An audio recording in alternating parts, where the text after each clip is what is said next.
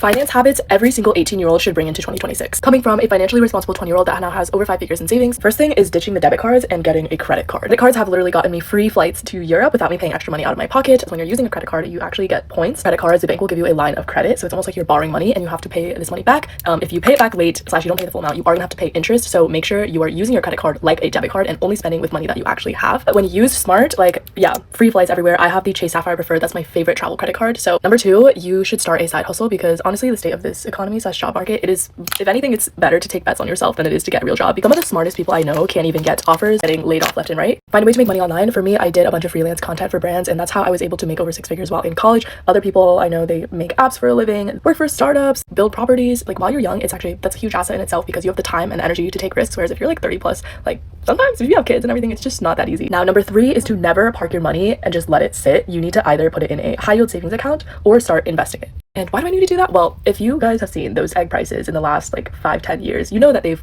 constantly been going up, right? And the money that you have, if it's just sitting in your checking account, is not going up. So life is getting more expensive and your money is staying the exact same. If anything, by not investing your money, you are basically losing money. I use CIT Bank for my high yield savings account, but basically what the savings account does is it'll give you interest on the money that is just sitting there. So for example, if you have $100 and if the rate is at 4%, every year get an additional $4.